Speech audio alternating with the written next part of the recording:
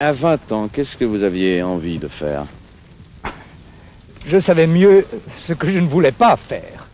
Mais il ne m'était pas possible, étant donné les circonstances, d'imposer quoi que ce soit à mon père en partant d'une volonté qui était purement négative. Je n'avais pas de vocation particulière. Je savais seulement que je respirais mal dans le milieu qui était le mien. Les rapports entre les gens me semblaient faux, dominés essentiellement par l'argent, le conformisme, le respect des conventions, des idées toutes faites, le sens de la hiérarchie et de l'autorité. Bref, si vous voulez, on s'emmerdait chez moi. Mais il ne me semblait pas possible, dans mon isolement, de m'en sortir. J'ai donc accepté tant bien que mal le statu quo.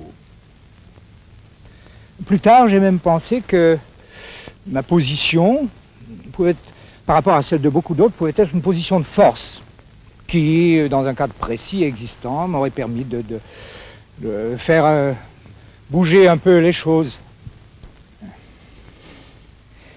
À la fin de la guerre, j'ai pensé que tout allait changer.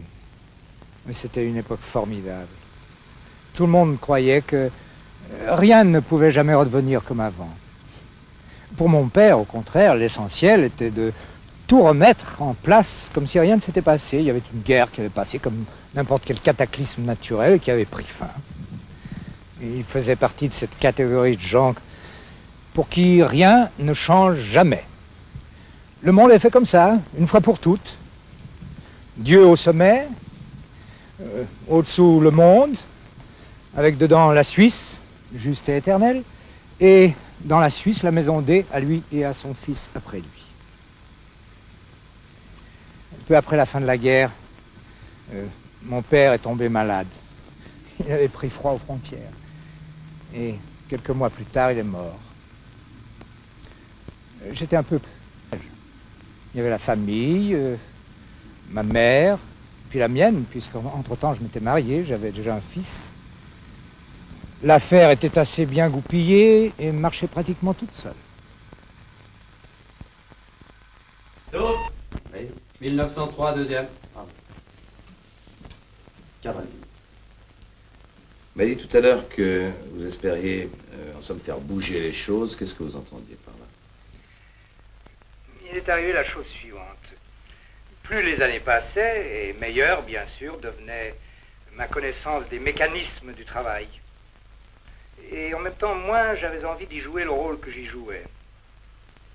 Ce que j'ai essayé de faire, c'était par exemple de modifier les rapports des gens dans le travail, de les intéresser de plus près à la marche de mes affaires. Mais en fin de compte, j'avais l'impression que personne ne le souhaitait vraiment. Certains n'avaient pas le goût des responsabilités, et d'autres, les plus malins, se demandaient à quelle sauce on allait les manger.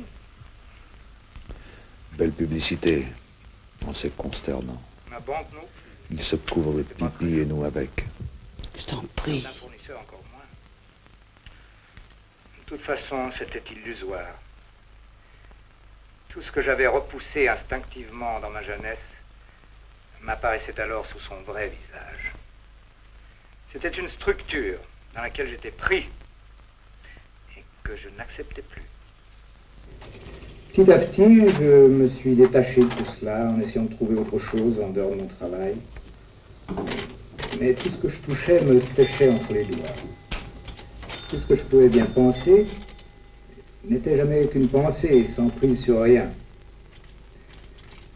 Je savais que tout ce qui pouvait se faire, se passer, se faisait en dehors de moi.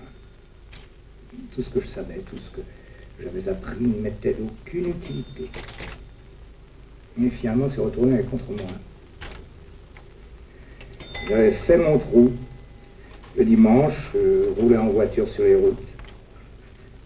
Tout juste si je ne me suis pas mis à collectionner les timbres-poste.